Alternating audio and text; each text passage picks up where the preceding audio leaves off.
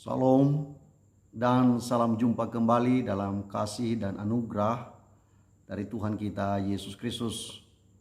Saya berharap Bapak Ibu sekalian tetap dalam keadaan sehat, dalam keadaan kuat dan bersemangat untuk terus memuji dan memuliakan nama Tuhan.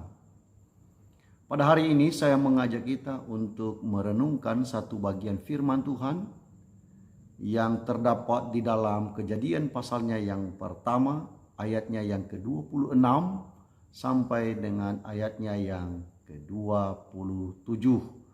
Beginilah bunyi firman Tuhan. Saya bacakan untuk kita. Berfirmanlah Allah, baiklah kita menjadikan manusia menurut gambar dan rupa kita, supaya mereka berkuasa atas ikan-ikan di laut dan burung-burung di udara dan atas ternak dan atas seluruh bumi dan atas segala binatang melata yang merayap di bumi.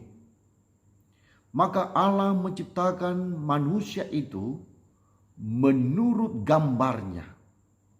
Menurut gambar Allah diciptakannya dia, laki-laki dan perempuan diciptakannya mereka. Demikian pembacaan firman Tuhan.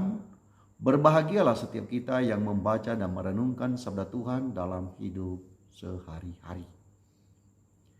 Implikasi penciptaan manusia sebagai gambar dan rupa Allah menunjukkan bahwa manusia itu berbeda dengan ciptaan yang lain, baik itu hewan maupun juga tumbuh-tumbuhan. Unsur pembeda yang paling jelas,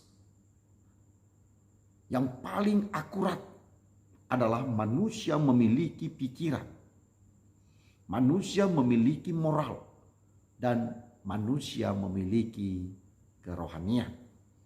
Sementara hewan tidak memiliki ketiga hal tersebut.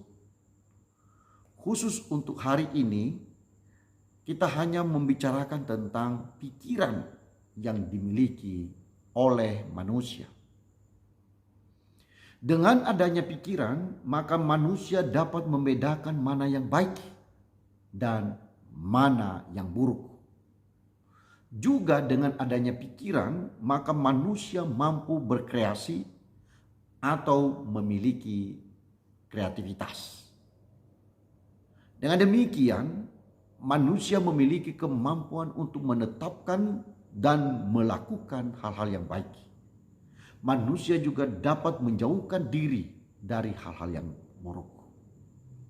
Dengan pikiran, manusia dapat memberi pertimbangan kepada sesamanya, sekaligus memberi jalan keluar. Manusia dapat merancang hal yang baik untuk kepentingan banyak orang. Pikiran yang sehat menjauhkan diri manusia dari segala perbuatan yang jahat dan lalim.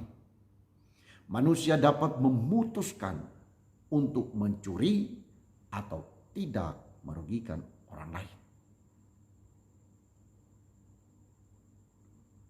Selanjutnya, dengan pikiran manusia dapat menciptakan banyak hal.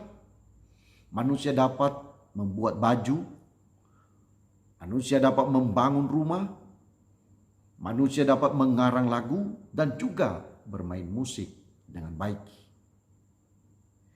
Pikiran manusia dapat membuat pesawat dan berbagai penemuan-penemuan lainnya. Kreativitas manusia dapat meringankan beban dan menyederhanakan hal-hal yang rumit atau hal-hal yang sukar. Meskipun pikiran manusia begitu positif manfaatnya, namun tetap saja ada orang yang tidak menggunakan pikirannya sebagaimana mestinya. Sehingga tak jarang kita dengar adanya istilah, kau taruh di mana otakmu? Atau perkataan yang lain, pikiranmu terlalu kotor. Pertanyaan kau taruh di mana otakmu biasanya ditujukan kepada mereka atau kepada orang-orang yang hidup sembarangan, bertindak semaunya,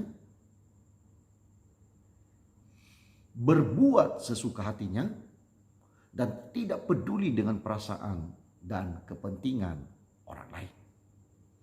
Orang yang seperti ini adalah orang yang selalu menyebabkan kerugian bagi banyak orang. Bertindak tidak hati-hati sehingga mengakibatkan masalah besar dan menimbulkan kegaduhan dan kekecewaan. Begitu juga dengan orang yang pikirannya mesum dan mau mencelakakan orang lain. Orang semacam ini dianggap bahwa pikirannya begitu kotor dan harus segera dibersihkan. Tuhan telah memberikan kemampuan berpikir kepada manusia, dan karena itu seharusnya manusia berbudi pekerti yang baik dan benar. Sekali lagi, seharusnya manusia berbudi pekerti yang baik dan benar. Seharusnya manusia memberi solusi terbaik untuk setiap persoalan di muka bumi ini. Lebih-lebih orang yang percaya kepada Tuhan, semestinya pikirannya jernih dan bersih sehingga mendatangkan kemaslahatan bagi umat manusia. Oleh karena itu Rasul Paulus menuliskan hal-hal penting di bawah ini kepada jemaat yang ada di Filipi. Paulus menuliskan demikian.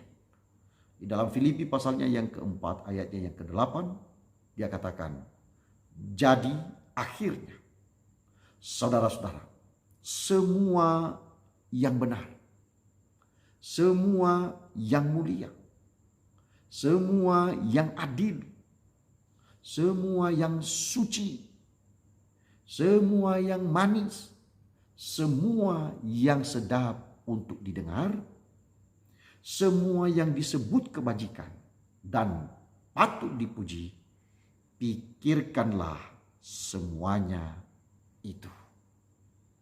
Berpikirlah dengan baik, jernih, dan sehat. Dengan demikian maka tindakan kita sekalian akan menjadi baik dan menjadi berkat bagi sesama manusia. Amin. Tuhan Yesus memberkati.